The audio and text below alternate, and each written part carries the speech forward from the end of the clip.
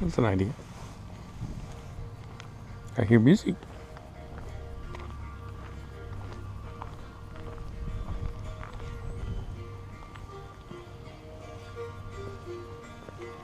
Good afternoon. Hello. How are you folks? Okay. Great. It's a beautiful day. It is. Love this weather. Oh yeah. Where are you from? Springfield. Oh.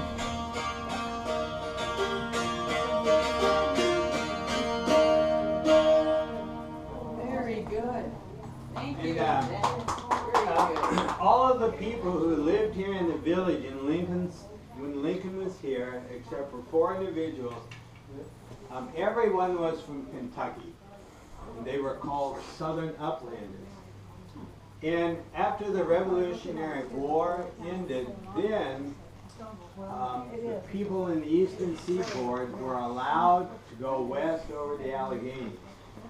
And so many of them, like Daniel Boone, for instance, many of them moved west then for good farmland.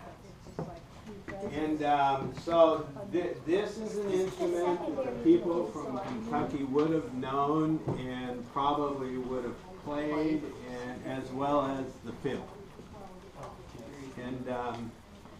And something that you might notice as you go through the village, and you might think this strange, but look at every building and see where the chimney is located.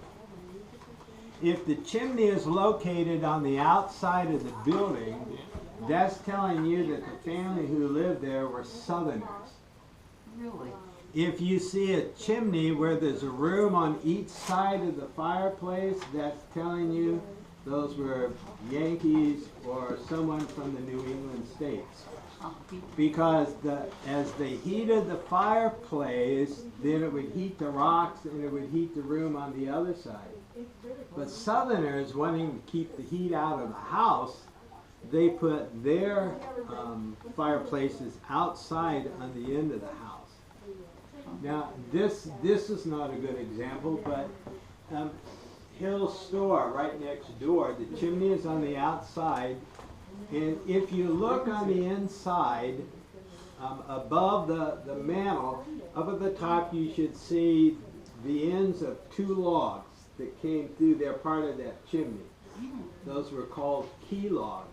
And if the chimney ever caught on fire, they could knock those 2 key logs and push the burning chimney away from the house. Wow. That must be really ingenious. Yes. That is extremely Very good. awesome. Engineering. Yes. And while Lincoln was here, there were many people who tried to make it as a storekeeper. But the problem is, if you borrowed money to buy the goods that was in the store, by law you had to pay that back within 6 months. Now, keep in mind that the people who came here to this hilltop, most of them did not have money. So they brought something to trade or to barter. So the economy here was a trading and a bartering type system. And so generally when 6 months were up, the storekeeper did not have $600 in cash to pay back the loan. So then he would sell his goods to saloons. And that's what Lincoln and Berry did. Down there at First Berry Lincoln, they bought out Henry Simcoe. Reuben Radford sold his business here. They paid, William Green paid Reuben Radford $200 for the goods that were in the building. Wow. He turned around the next day and sold it to Lincoln and Berry for $600. Oh my. So he earned the nickname of Slicky Bill. Yeah. Kind of along the lines of Tricky Dicky too. So very few, the only store that was here the entire length of the village life was Samuel Hill's store next door. Because when he came here, he had money, and he was, because he had money, he was able to make trips back east to buy goods to keep his store replenished. Nice. Very interesting. Yep. I'll play another song for you, which is one of my favorites. It's a waltz. And hopefully I don't play it so fast that it doesn't sound like a waltz.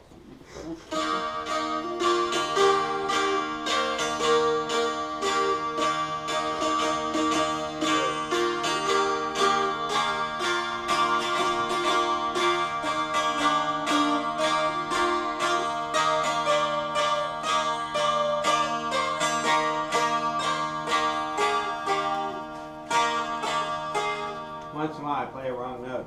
That's all right.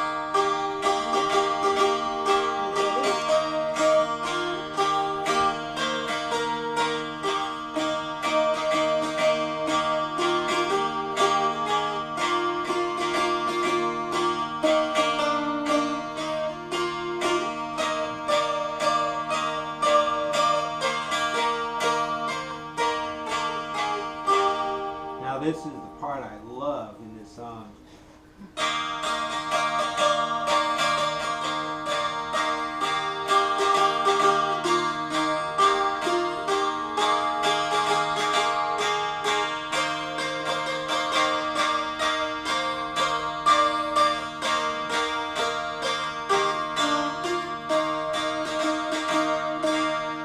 Very nice. Very nice.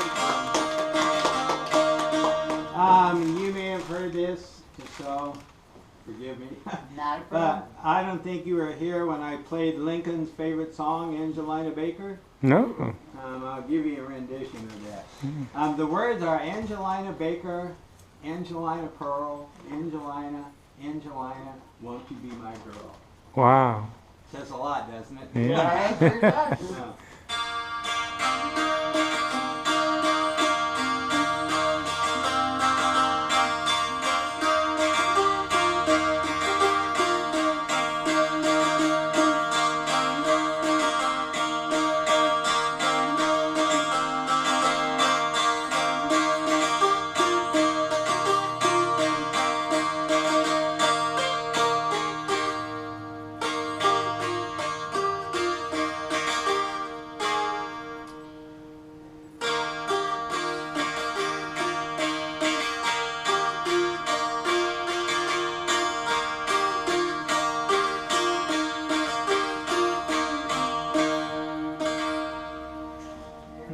Very nice.